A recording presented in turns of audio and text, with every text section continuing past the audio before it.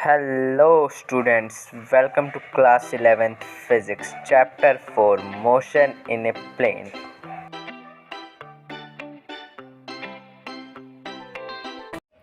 Hello students, तो welcome to एक centre of learning. And आज हम पढ़ेंगे चैप्टर 4 फिज़िक्स का। उसमें हम बात करेंगे वेक्टर्स के बारे में।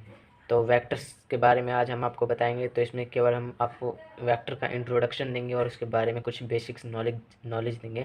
तो चलिए हम वेक्टर का इंट्रोडक्शन स्टार्ट करते हैं। तो जैसे कि आप मेरे पिछले लेक्चर्स देखते होंगे तो आप पढ़ चुके होंगे कि फिजिकल क्वांटिटीज़ जो है वो दो तरह की होती है, एक तो स्केलर होती है और एक वेक्टर होती है। ठीक है, तो स्केलर और वेक्टर में क्या डिफरेंस है? तो स्केलर क्वांटिटी के पास सिर्फ मैग्नीट्यूड होता है, यानी ओनली मैग्नीट्यूड, यानी न्यूमेरिकल वैल्यू। ठीक है, और जो वेक्टर क्वांटिटीज़ होती हैं उनके पास मैग्नीट्यूड के साथ डायरेक्शन भी होता है। ठीक है, और जो स्केलर क्वांटिटीज़ होती है वो नॉर्मली हम ऐड करते हैं बाय एल्जेब्रिक रूल से, या हम नॉर्मली ऐड कर देते हैं अलजेब्रा के रूल लगा के। ठीक है, और जो वेक्टर क्वांटिटीज़ होती हैं वो वेक्टर लॉ ऑफ एडिशन को फॉलो करती हैं, और जो ये वेक्टर लॉ ऑफ एडिशन को फॉलो करती हैं, obeys vector law of addition. ठीक है, एडिड कैसे होती हैं? वेक्टर लॉ से। ठीक है, एग्जाम्पल के लिए मास, लेंथ एंड टाइम जो है स्केलर क्वांटिटी है, और डिस्प्लेसमेंट, वेलोसिटी, एक्सेलरेशन जो है वेक्टर क्वांटिटीज है। ठीक है, अब ये नॉर्मली एडिड के बारे में आपको मैं बताता हूँ। नॉर्मली एडिड हम कैसे करते हैं? जैसे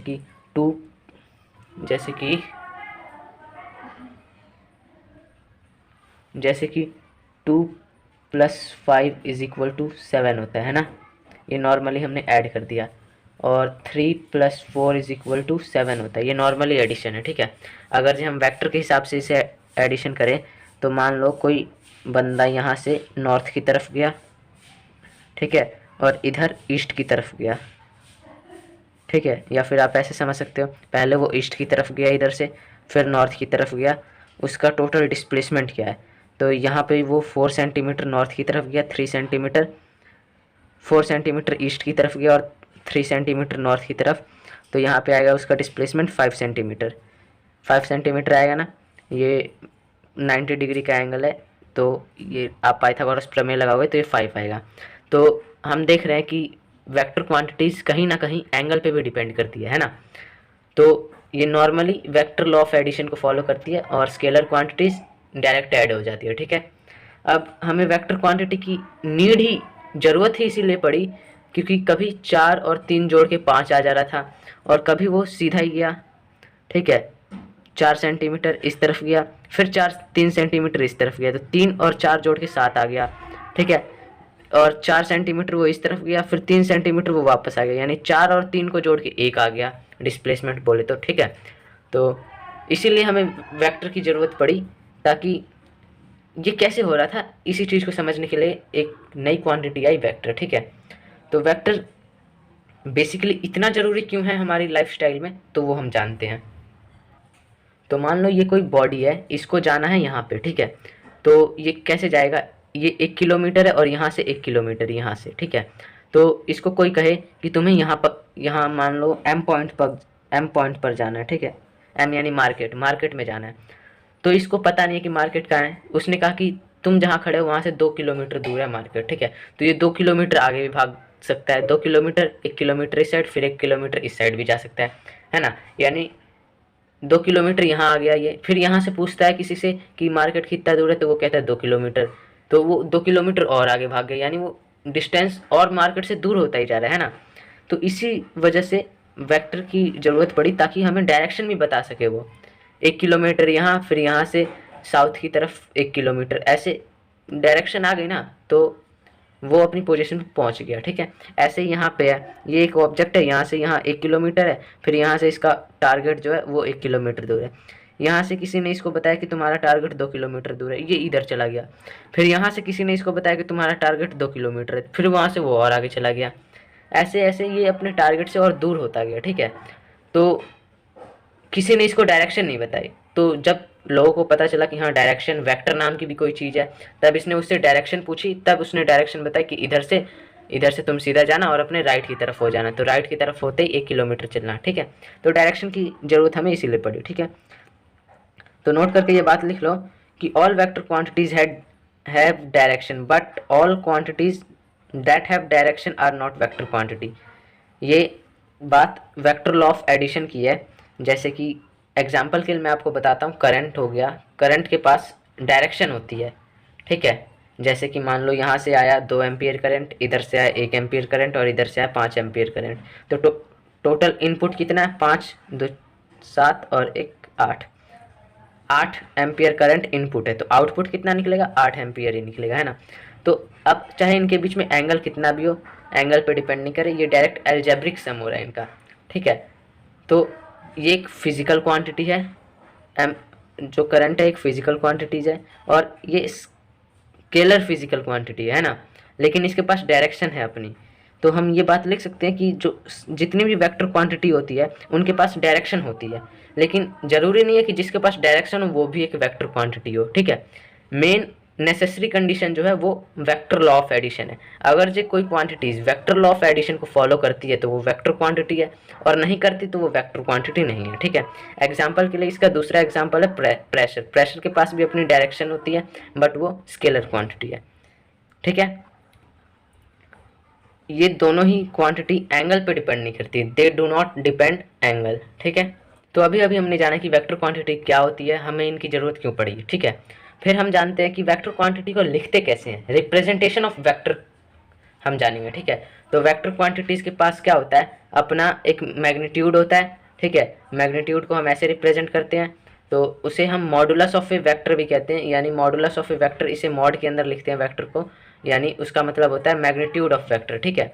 वेक्टर को हम ए वेक्टर ऐसे भी लिखते हैं, या फिर डार्क सिंबल बना के भी लिखते हैं, ऐसे डार्क में, वो भी एक वेक्टर क्वांटिटीज़ होती है, ठीक है। और उसके आगे ऐसे एक एरो का निशान डाल देते हैं, एरो का मतलब डायरेक्शन, ठीक है। ये ए का मतलब बस मैग्नीट्यूड है और एरो का मतलब डायरेक्शन। ऐसे मॉड वेक्टर क्वांटिटी को दिखा के, मतलब मैग्नीट्यूड के ऊपर ऐसे एरो लगा के उसका मॉड करके हम मैग्नीट्यूड दिखा सकते हैं, यानी मॉडुलस करके, ठीक है। या फिर हम डायरेक्ट ए भी लिख दें तो ये ए का मैग्नीट्यूड है, ए वेक्टर का मैग्नीट्यूड, और मैग्नीट्यूड के ऊपर ऐसे एरो बना दे तो ये ए वेक्टर बन जाएगा, ठीक है। और इस एरो का क्या मतलब है, तो ये एरो जो होती है वो ऐसे है, ठीक है। तो इसकी जो टेल है, टेल से लेके हेड तक जो लेंथ है वो बताती है मैग्नीट्यूड, ठीक है। जैसे कि कोई वेक्टर, यहाँ से कोई हमने ए वेक्टर खींचा जो कि 5 सेंटीमीटर है, ठीक है। 5 सेंटीमीटर का हमने ए वेक्टर खींचा, तो इसकी जो लेंथ है वो 5 सेंटीमीटर होनी चाहिए, ठीक है। और इसकी जो हेड है वो हेड डायरेक्शन शो करती है, ठीक है। हेड क्या शो करती है, डायरेक्शन, और इसकी लेंथ मैग्नीट्यूड को शो करती है, ठीक है। अब हम पढ़ेंगे टाइप्स ऑफ वेक्टर। वेक्टर कितने टाइप के होते हैं, ठीक है। तो पहला टाइप हम पढ़ेंगे वेक्टर का इक्वल वेक्टर। इक्वल वेक्टर क्या होते हैं, two vector are said to be equal if they have equal magnitude and same direction. मतलब क्या है, हम दो वेक्टर को इक्वल कब कहेंगे, जब उनकी मैग्नीट्यूड यानी उनकी लेंथ जो है सेम हो और उनका डायरेक्शन सेम हो, जब ही हम उसको इक्वल वेक्टर कहेंगे, ठीक है। अब चाहे वो पैरेलल हो ना पैरेलल हो, बस डायरेक्शन सेम होना चाहिए। यहाँ पे ये दोनों वेक्टर एक ही डायरेक्शन में है और सेम लेंथ की दिख रहे हैं तो ये इक्वल वेक्टर है, ठीक है। यहाँ पे ये सेम लेंथ की दिख रहे हैं और ये एक ही डायरेक्शन में है, ये इस साइड है ये भी इस साइड है, ठीक है। तो इसे भी हम इक्वल वेक्टर कह सकते हैं, ठीक है। दूसरा टाइप है नेगेटिव वेक्टर। नेगेटिव वेक्टर क्या होते हैं, a vector of same magnitude but acting in a direction opposite to that of the given vector. कहने का मतलब है कोई नेगेटिव वेक्टर है यानी उसकी बस डायरेक्शन अपोजिट हो, मैग्नीट्यूड सेम होना चाहिए, ठीक है।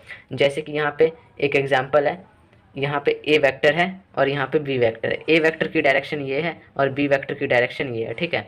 इनकी लेंथ सेम है तो यानी इनका मैग्नीट्यूड सेम है, बस डायरेक्शन अपोजिट है। तो हम इसे ये लिख सकते हैं, a vector is equal to minus of B vector. Minus का मतलब क्या है, इसका अपोजिट डायरेक्शन, ठीक है।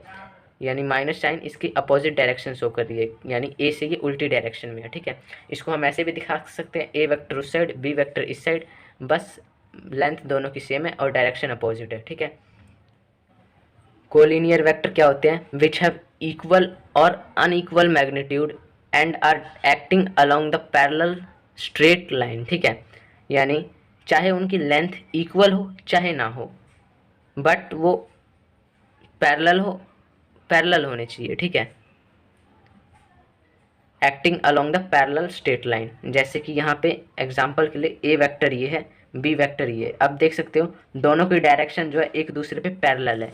ये देखो ए वेक्टर ये है और बी वेक्टर इसी के ऊपर से जा रहा है, यानी ये दोनों लाइन एक दूसरे पर पैरेलल है और इनके बीच जो लेंथ है वो 0 सेंटीमीटर है। ठीक है, इनके बीच का डिफरेंस पैरेलल जैसे कि ये है, इनके बीच में कोई सम कांस्टेंट डिफरेंस है, लेकिन इनके बीच में जो कांस्टेंट डिफरेंस है वो 0 है, यानी ये दोनों लाइन भी पैरेलल है एक दूसरे के। ठीक है, आपसे कोई पूछे कि ये दोनों लाइन पैरेलल है तो आप कहोगे हाँ ये दोनों लाइन पैरेलल है, इनके बीच का जो डिफरेंस है वो 0 सेंटीमीटर है या 0 है। ठीक है, तो चाहे लेंथ कुछ भी हो, एक ही लेंथ ये देखो छोटी है और बी की लेंथ बड़ी है, लेकिन ये दोनों पैरेलल है, तो इसीलिए इसको कोलिनियर वेक्टर बोलेंगे। ठीक है, यानी कोलिनियर यानी एक ही डायरेक्शन में एक ही लाइन पे, या पैरेलल बोल सकते हो। जैसे कि ये दोनों वेक्टर है, ये कोलिनियर है। ठीक है, ये एंटी कोलिनियर है यानी अपोजिट कोलिनियर है। ठीक है, समझ गए? चलो आगे हम बढ़ते हैं। अगला जो टाइप ऑफ वेक्टर है वो है कोप्लेनर वेक्टर। कोप्लेनर वेक्टर क्या मतलब है सर? तो कोप्लेनर वेक्टर का क्या मतलब होता है? Those vector which are acting in a same plane, यानी ऐसे वेक्टर जो सेम प्लेन में हो।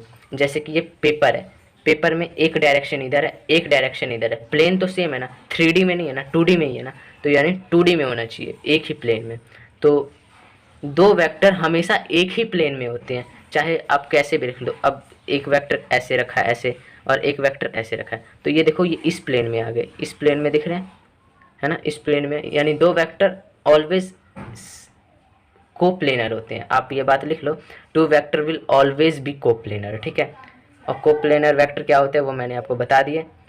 और तीन वेक्टर में भी कोप्लेनर हो सकते हैं और मे भी नॉट। जैसे कि ये दिख रहा है, ये 3 वेक्टर है, 1 2 और 3 वेक्टर है। अब ये देखो, ये इस डायरेक्शन में x, ये y और ये z डायरेक्शन में ऊपर की साइड, ये 3 वेक्टर है, लेकिन ये कोप्लेनर नहीं है, एक प्लेन में आ ही नहीं रहे, है ना। अब जैसे कि ये है, ये इस साइड जा रहा है, ये इस साइड और वो उस साइड, लेकिन प्लेन एक है इनका, है ना, तो ये कोप्लेनर हो। तो 3 वेक्टर कोप्लेनर हो भी सकते हैं और नहीं भी। ठीक है, अगली जो टाइप है वो है कॉन्क्यूरेंट वेक्टर। कॉन्क्यूरेंट वेक्टर क्या होते हैं?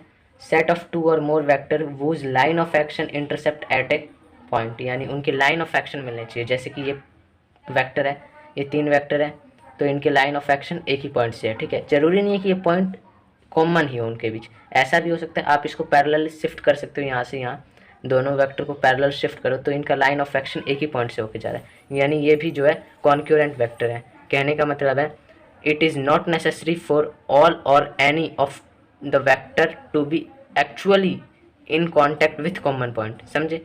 यानी एक्चुअली वो कॉमन पॉइंट से जा रहे हो ऐसा नेसेसरी नहीं है। ठीक है, अगला जो है टाइप ऑफ वेक्टर है वो है यूनिट वेक्टर। तो यूनिट वेक्टर क्या होती है? यूनिट वेक्टर बेसिकली यूज़ हम वहाँ करते हैं जब किसी वेक्टर की हमें डायरेक्शन बतानी हो। ठीक है, यूनिट वेक्टर का जो है मैग्नीट्यूड 1 होता है और ये केवल डायरेक्शन शो करने के काम आता है। इसका सबसे बड़ा एप्लीकेशन है डायरेक्शन को बताना। तो unit vector whose magnitude is unity and has same direction as that of the given vector। जैसे कि एक वेक्टर है उसी की डायरेक्शन में, जैसे कि ये कोई वेक्टर है, ठीक है, तो इसका यूनिट वेक्टर क्या होगा? इसकी एक यूनिट लेंथ और इसकी जो सेम डायरेक्शन है, ये इसका यूनिट वेक्टर हो गया। ठीक है, ऐसे ही यूनिट वेक्टर हम डायरेक्शन के लिए ए कैप का यूज़ करते हैं, एक के ऊपर ऐसे कैप बना देते हैं, इसको बोलते हैं ए कैप या ए head.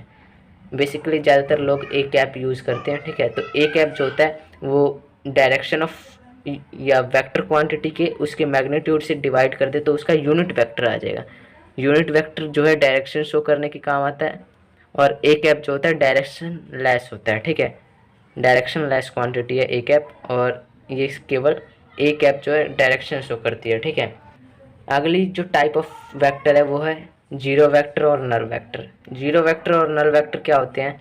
Whose magnitude is zero but उनके पास डायरेक्शन होती है कि आर्बिट्री डायरेक्शन में वो हो सकते हैं, यानी किसी भी डायरेक्शन में वो हो सकते हैं। जैसे कि कोई ए पॉइंट से गया इस साइड, फिर वापस ए पॉइंट पे आ गया, ये 3 सेंटीमीटर ए वेक्टर इधर गया, फिर 3 सेंटीमीटर पे वापस आ गया। ठीक है, अब कोई पूछे कि इसका डिस्प्लेसमेंट कितना है, तो वो 0 है। ठीक है, अब किस डायरेक्शन में, तो डिस्प्लेसमेंट जो है वेक्टर क्वांटिटी होती है, तो जीरो वेक्टर कहेंगे। अब जीरो वेक्टर किसी भी डायरेक्शन में हो सकता है, इस साइड भी हो सकता है, इस साइड भी, इस साइड भी, इस साइड भी, किसी भी डायरेक्शन में वो जा सकता है। अब वो किसी भी डायरेक्शन में जा सकता है ना, तो उसकी जो डायरेक्शन है वो आर्बिट्री है, आर्बिट्री यानी एनी डायरेक्शन। तो वो एनी डायरेक्शन में जा सकता है, हम कह सकते हैं उसकी कोई सी भी डायरेक्शन हो सकती है, तो उसकी डायरेक्शन कैसी है, आर्बिट्री। ऐसे वेक्टर को हम जीरो वेक्टर या नल वेक्टर कहते हैं, ठीक है। तो अब हम फाइंड करेंगे एंगल बिटवीन टू वेक्टर्स के बीच का एंगल हम कैसे निकालें। तो उसके लिए आपको वेक्टर को या तो हेड टू हेड जोड़ना होगा या फिर टेल टू टेल। यहाँ पे हेड टू हेड जोड़ा है और यहाँ पे टेल टू टेल, यानी टेल से टेल आप वेक्टर को, ये ए वेक्टर है ये बी वेक्टर है, इसको पैरेलल शिफ्ट करके आप यहाँ ला सकते हो, ये वेक्टर में अलाउड होता है। तो पैरेलल शिफ्ट करके हमने यहाँ बी वेक्टर इमेजिनरी ड्रॉ कर लिया, ठीक है। तो टेल टू टेल जोड़ा है, तब इनके बीच का एंगल जो है वो हम मेज़र करेंगे, तब वो एंगल दो वेक्टर के बीच का एंगल माना जाएगा। अगर जे और वो हमें मेज़र करना है स्मॉलेस्ट एंगल देखना है, ये थीटा हम स्मॉलेस्ट एंगल लेंगे, ना कि ये वाला, ठीक है। ये वाला हम एंगल नहीं लेंगे, ये वाला लेंगे, ठीक है। अब आप वेक्टर को इसको हेड टू हेड भी जोड़ सकते थे, जैसे कि इस वेक्टर को पैरेलल शिफ्ट करके आप यहाँ पे ड्रॉ कर सकते थे, ऐसे कुछ इस तरह से पैरेलल शिफ्ट करके हमने यहाँ ड्रॉ कर लिया। अब इनके बीच का जो एंगल है वो थीटा है, ठीक है। और थीटा की वैल्यू 180 से स्मॉलेस्ट होती है, यानी 180 के बराबर भी हो सकते हैं, उससे छोटी भी। जैसे कि ये दो वेक्टर है, एक वेक्टर ये और एक वेक्टर ये, तो हम ये वाला एंगल ना लेकर ये वाला एंगल लेंगे, स्मॉलेस्ट एंगल थीटा। इसको हमने हेड टू हेड जोड़ा है ना। और अगर जो ये ऐसे होता टोटल ये, तो ये एंगल ना लेके हम ये एंगल लेते, है ना, समझे। तो इससे हमें पता चलता है कि जो थीटा की वैल्यू होगी वो 180 से स्मॉलर ही होगी, ठीक है। अब कुछ एंगल हम आपको उससे फाइंड करवा लेते हैं, जैसे कि यहाँ पे ये ए वेक्टर है और ये बी वेक्टर है, ठीक है। तो आप इसको पैरेलल शिफ्ट करके आप यहाँ ला सकते हो। अब देख सकते हो इनके बीच का जो एंगल है वो 90 होगा। टेल टू टेल जोड़ोगे या हेड टू हेड जोड़ोगे, तो एंगल आपने 90 बताया, ठीक है। या फिर आप इसी चीज़ को हेड टू हेड भी जोड़ सकते थे, इसको पैरेलल शिफ्ट करके इधर कर दो ऐसे में, ऐसे, और फिर इनके बीच का एंगल 90 बता सकते थे। अब ऐसे ही एक ये वेक्टर है, एक ये वेक्टर ऐसे में जा रहा है और ये वेक्टर ऐसे में जा रहा है। अब आप देख सकते हो ये हेड टू टेल जुड़े हैं, तब इनके बीच का एंगल नहीं माना जाएगा। इसको या तो इधर शिफ्ट करके ले आओ ऐसे में, तब इसका एंगल थीटा होता, या फिर इसको पीछे की तरफ शिफ्ट कर दो। अब ये जुड़ गए हेड टू हेड जुड़ गए, तो ये वाला एंगल बताओ स्मॉलेस्ट एंगल। अब देख सकते हो आप ये दोनों एंगल वैसे भी बराबर होंगे, है ना। तो आप ऐसे एंगल फाइंड करोगे, या तो हेड टू हेड जोड़ोगे या टेल टू टेल, ठीक है। अब कुछ हम डायरेक्शंस आपको बता देते हैं, ठीक है। ये कुछ डायरेक्शंस हैं जो आपको क्वेश्चन के बीच में बहुत हेल्पफुल होंगे, ठीक है। आपको पता ही होगा ये नॉर्थ डायरेक्शन होती है, ये साउथ, ये ईस्ट और ये वेस्ट, ठीक है। अगर जो कोई चीज़ थीटा एंगल है, थीटा एंगल उस साइड जा रहे हैं नॉर्थ की तरफ, थीटा एंगल बना रही है ईस्ट से, ठीक है। तो हम इसको क्या कहेंगे कि ये जो है थीटा एंगल है नॉर्थ की तरफ ऑफ ईस्ट, ईस्ट डायरेक्शन की नॉर्थ की तरफ है, यानी ईस्ट से नॉर्थ की तरफ थीटा एंगल गई, ऐसे कहेंगे theta degree north of east. जैसे कि ये 45 डिग्री है, दोनों तरफ 45 डिग्री का एंगल है, तो इनके बीच में तो हम इसे कहेंगे नॉर्थ ईस्ट। अगर जो वो नॉर्थ और वेस्ट के बीच में हो तो हम इसे कहेंगे नॉर्थ वेस्ट। ईस्ट और साउथ के बीच में हो तो हम इसे कहेंगे साउथ ईस्ट, और वेस्ट और साउथ के बीच में हो तो हम इसे कहेंगे साउथ वेस्ट। ज़्यादातर शुरू में हम नॉर्थ साउथ को लेते हैं, ठीक है। और अगर जो कोई ऑब्जेक्ट थीटा एंगल साउथ से नॉर्थ की तरफ जा रहा है, ठीक है, थीटा एंगल साउथ से नॉर्थ की तरफ जा रहा है, तो हम इसको कहेंगे थीटा एंगल ऑब्जेक्ट मूव किया टुवर्ड्स नॉर्थ, नॉर्थ की तरफ मूव किया, कहाँ से, ऑफ साउथ, साउथ का नॉर्थ की तरफ मूव किया, साउथ से नॉर्थ की तरफ मूव किया, theta angle north of south, ठीक है। ऐसे क्वेश्चन में आपको मिलेंगे, हेल्पफुल होंगे ये काफ़ी, ठीक है।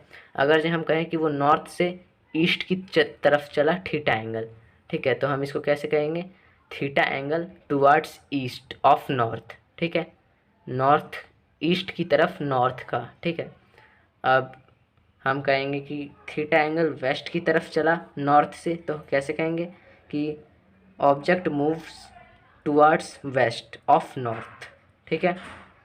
अब वेस्ट से चला थीटा एंगल साउथ की तरफ, तो क्या कहेंगे, object moves south of west. South से वेस्ट की तरफ गया थीटा एंगल, तो object moves west of south, ठीक है। थीटा एंगल गया ईस्ट की तरफ, तो क्या कहेंगे, object moves east of south, ठीक है। ईस्ट से नॉर्थ की तरफ गया, बता दिया हमने, ईस्ट से साउथ की तरफ गया तो object moves south of east, ठीक है। ये आपको डायरेक्शंस कुछ समझ आ गई होंगी। ऐसे क्वेश्चन में ये डायरेक्शंस बताते हैं और थीटा एंगल दे देते हैं और आपसे फिर डिस्टेंस पूछ लेते हैं कि ऑब्जेक्ट का डिस्प्लेसमेंट क्या है या वेलोसिटी क्या है, ऐसे सवाल आते हैं, ठीक है। तो ये मैंने आपको बेसिक इंट्रोडक्शन दिया। अब आगे चलते हैं। अब आगे ये एक क्वेश्चन है, मैं आपसे पूछता हूँ, ये कोई ए वेक्टर है जो कि ईस्ट से 30 डिग्री पर है, ठीक है, 60 डिग्री पर है। तो इस वेक्टर की जो डायरेक्शन है वो आप कैसे बताओगे? तो इसकी डायरेक्शन आप बताओगे towards 60 degree towards north of east, 60 degree north of east, ठीक है। अब ये कोई वेक्टर है, इसकी डायरेक्शन आप कैसे बताओगे? तो आप बताओगे कि ये वेक्टर जो है 60 डिग्री नॉर्थ से साउथ में गया है, नॉर्थ से वेस्ट में गया है ना। तो क्या कहोगे, 60 डिग्री वेस्ट ऑफ नॉर्थ, है ना। तो 60 डिग्री वेस्ट ऑफ नॉर्थ, ठीक है। अब हम पढ़ेंगे कि वेक्टर को कैसे जोड़ते हैं, घटाते हैं, ठीक है।